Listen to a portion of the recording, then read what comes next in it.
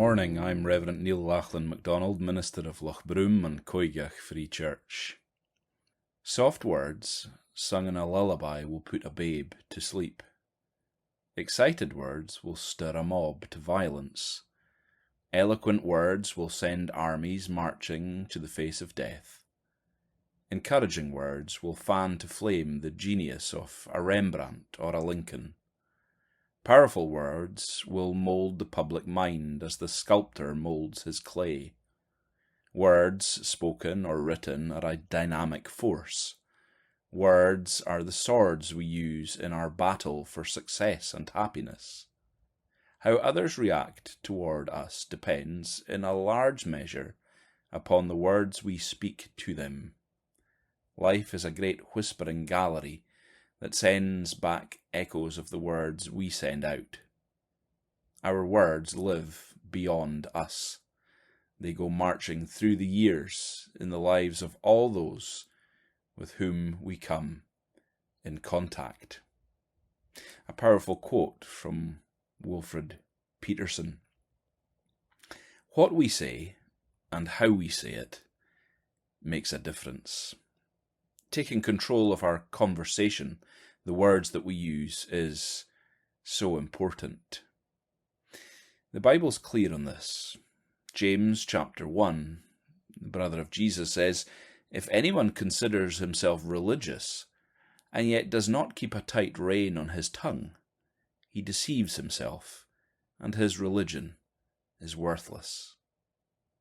Peter in 1 Peter 3:10 says, "For whoever would love life and see good days must keep his tongue from evil and his lips from deceitful speech."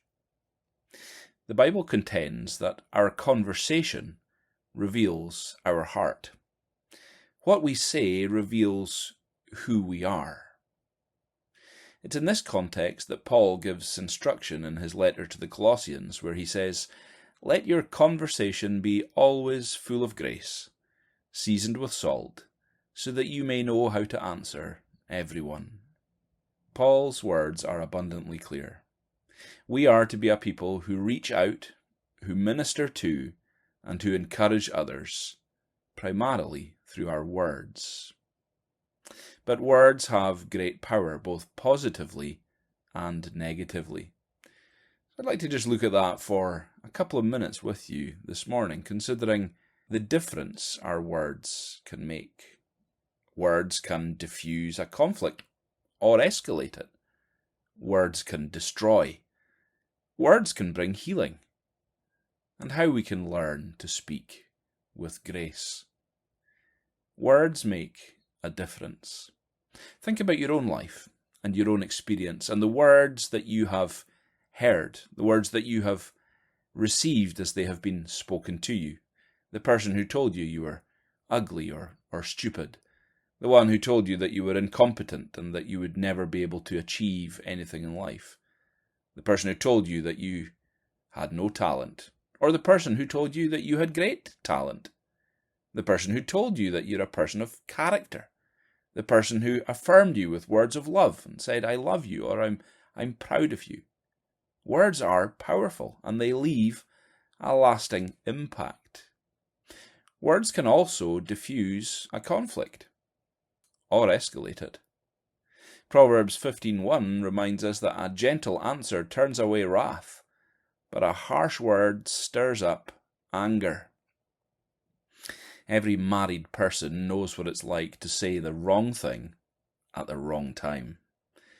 One careless statement can provoke or can escalate a conflict, but not only in marriage. In any tense situation, our words can either pour fuel on the fire or they can extinguish the fire that burns. Angry words, sharp words, aggressive words cause barriers and defences to go up. Sarcasm, insults, accusations inevitably cause conflict to escalate. These kind of words make us feel attacked, and when we feel attacked, most often we strike back. On the other hand, soft words, kind words, gentle and understanding words can diffuse even the most hostile of situations. words that convey calm and peace and maybe even concern or love. These words lead to productive, helpful, fruitful, healing conversation. Words can also destroy.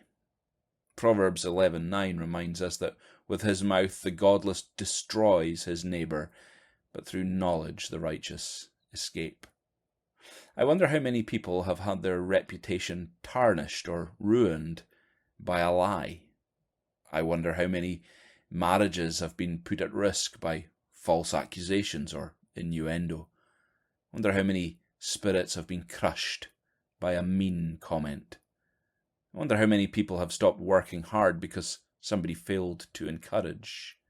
One word of gossip can move faster than a fire. Words can destroy a reputation, a person's business. It can destroy a Christian witness. Words have great power. But words can also bring healing. Proverbs 12 says, reckless words pierce like a sword, but the tongue of the wise brings healing. Or Proverbs 12:25 says, an anxious heart weighs a man down, but a kind word cheers him up.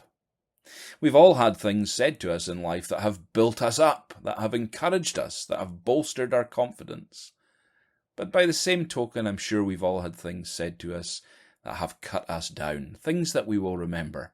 I can remember being taken to the front of a primary 4 classroom in Lochbroom in Inverness by a supply teacher, Mrs. Coigach, who held up my maths work and said, look what this ass has done. I never did well at maths ever since then, indeed, still amn't great with figures. But that comment remains. Contrast that with the words of Jackie, who I worked with at the farm, and after leaping over a few fences at the Fank, said, aye boy, you're big, but you're nimble. Positive. These words stay with us. We crave encouragement. We crave a pat on the back, a well done. And the great news is that all of us can do this as we learn to speak with grace. So how do we learn to speak with grace? Well, first of all, we must let the Lord change us. We must let his word dwell richly in our hearts. And as we dwell on his word, and as we follow his example, and as we seek to emulate Jesus himself, the Lord has promised that he will change us from the inside out. And he'll do that if we listen to him more. Something I often have to tell my children is that we have 2 ears and 1 mouth. Indeed, James put it better than I could. My dear brothers, take note of this. Everyone should be quick to listen, slow to speak, and slow to become angry. We should listen twice as much as we speak. Listen to people. We're very good often at talking over people. We're very good at asserting our own dominance. But do we ever just listen? If we want to speak with grace, then we must listen to people. Why are people telling us the things they are telling us? Is it to be affirmed or is it to be admired?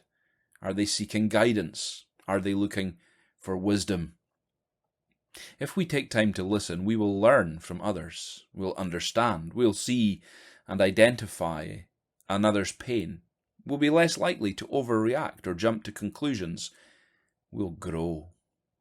If we want to grow, we must listen. And if we listen, we will learn. We also have to learn to control our anger. Proverbs 16 says, better a patient man than a warrior, a man who controls his temper than one who takes a city. Hurtful words are often employed when we are angry. In times of anger, we want to strike out at other people. But once the word is out there, it cannot be taken back. Words leave a mark, and therefore we must control our anger, exercise patience, speak softly, attack problems, not people. But overall, we must pick our words carefully. Proverbs 21 says, he who guards his mouth and his tongue keeps himself from calamity. Consider this as you choose your words carefully. The Lord's Prayer contains 56 words. The Gettysburg Address contained 266 words. The Ten Commandments, 297 words. The Declaration of American Independence, 300 words.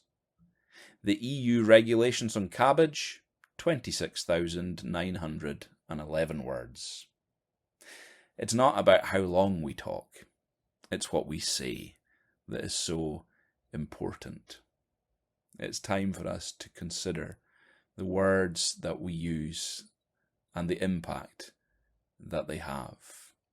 In every conversation, we have an opportunity to choose whether or not we will affirm the positive or dwell on the negative, spotlight the growth or the weakness, celebrate the victories or rehash the failures, encourage or discourage, think the worst or assume the best, to draw them to Jesus or push them away. Words have great power.